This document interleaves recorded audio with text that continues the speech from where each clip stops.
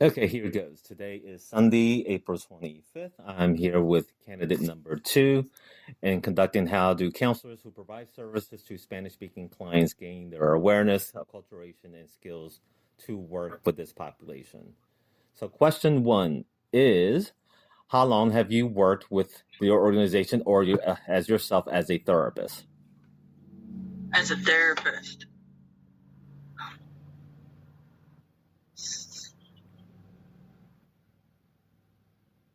I 2017. So four years 4 years? Okay. as a therapist. Okay. And what are your licensure credentials? Licensed clinical social worker. Okay. So, subject number two, can you describe the diversity of the population you provide a service to?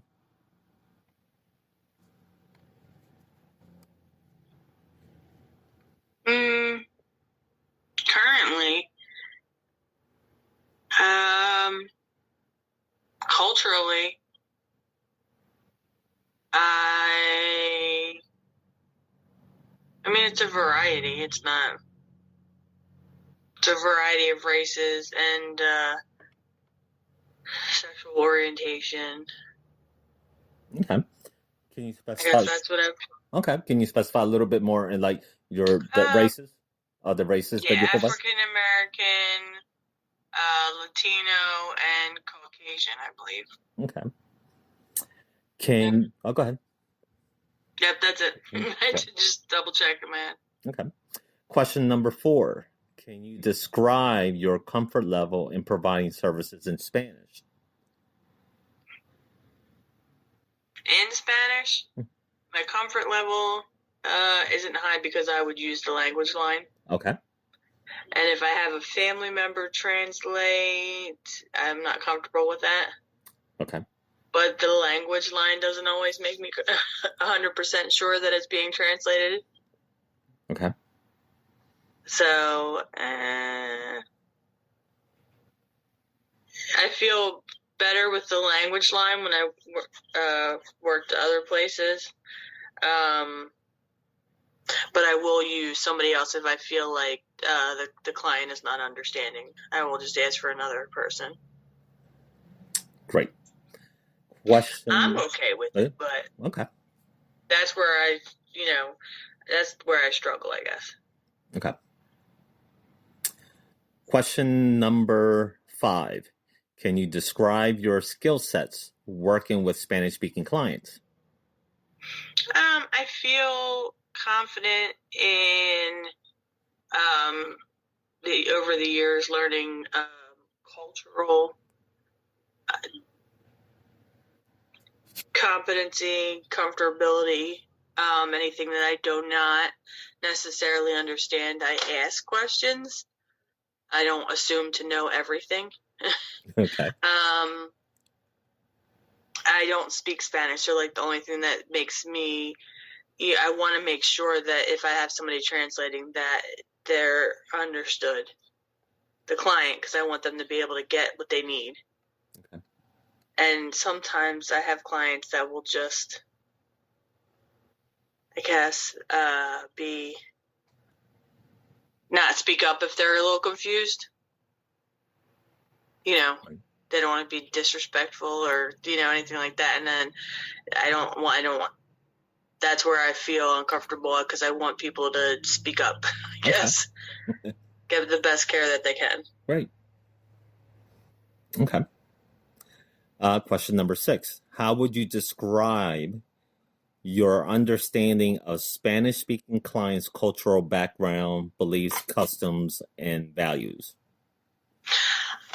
I feel like just because I've been a social worker for over 20 years, I've, dealt with Hispanic clients.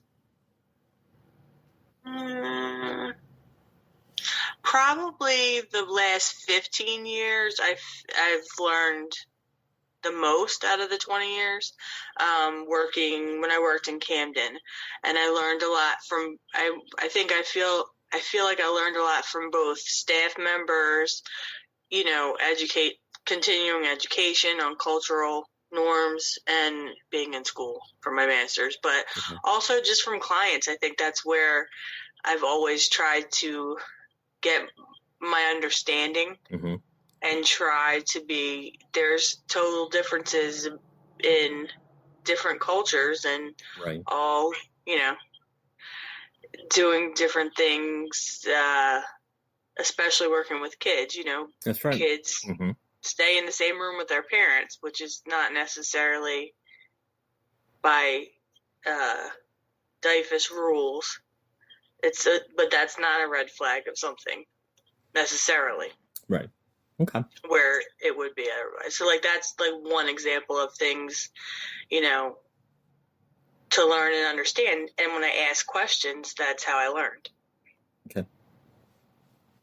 I'm not that great. I can read a book, but I'd rather talk to a person and get an idea of really where I need to learn things. Okay. Question number 7. Can you describe your experience when working with Spanish-speaking clients with a different dialect?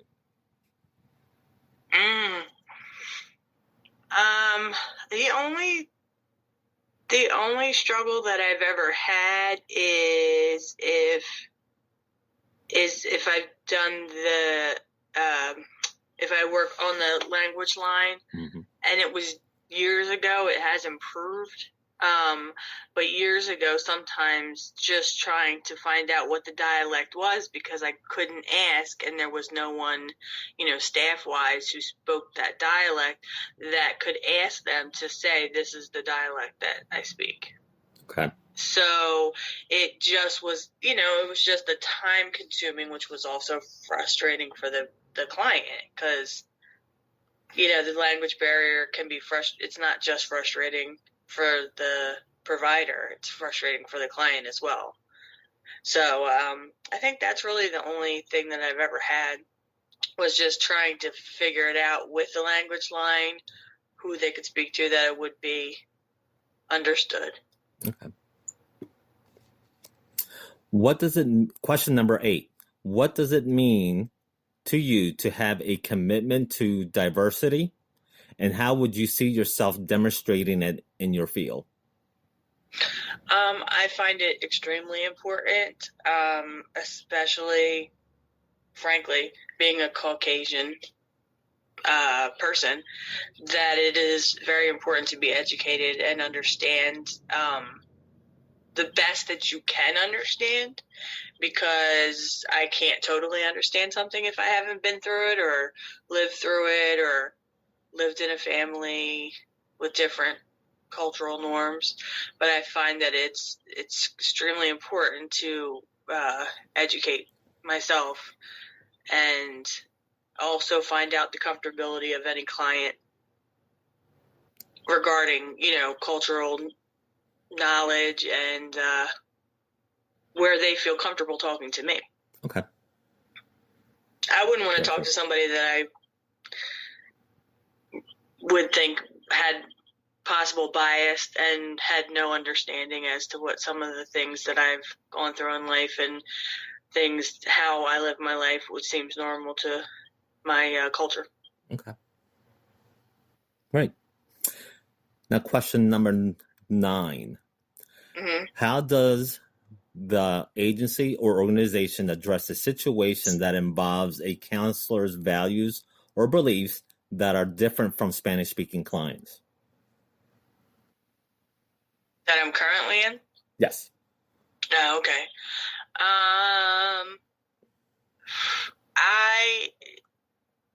It's not, I guess because it's being a social worker, I feel it, I guess it's not, I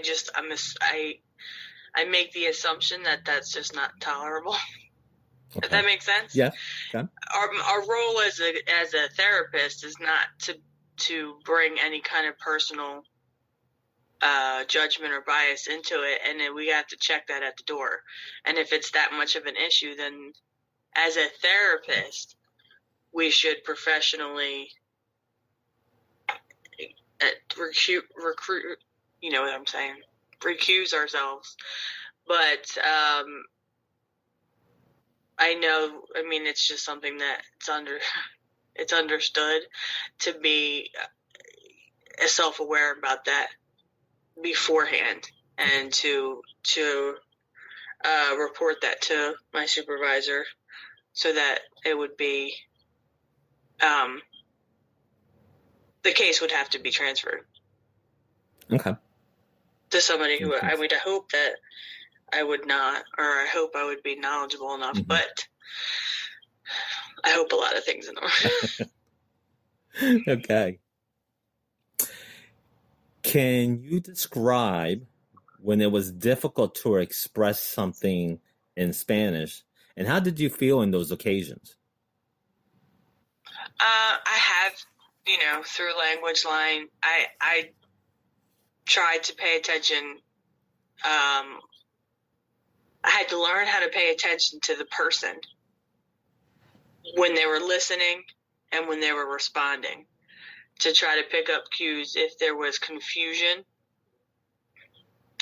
or something lost. So I've had cases where I've had to, because most of the time I would use the Language Line. I don't want to pull a staff member that speaks Spanish. Mm-hmm. That's not their role. So, I mean, I guess my biggest frustration is the only thing I could think of has ever been that there's something missing, or there's something else that I can help them with that they haven't been able to express. I think that I never want anybody to walk away from a situation and need to express something. That's the only thing I can really think of that's ever been frustrating for me. Okay. Good. Can you describe your experience with professional counseling terminology in the Spanish language? My experience when I worked, not necessarily just in this agency, but in the clinic environment, the both places I've worked, I have found, even with staff members that are medically, staff, don't know the terminology that they need to know. And, from our standpoint as a therapist, just, explaining certain things that just don't necessarily translate at all. It's just taking the time to really, there's not necessarily always a word for it, because there's a word in our, clinical views, or trying to explain, like, say, trying to explain mindfulness.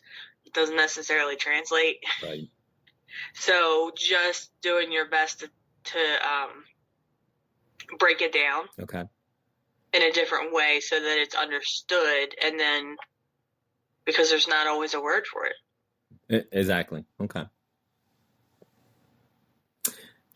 Question number 12.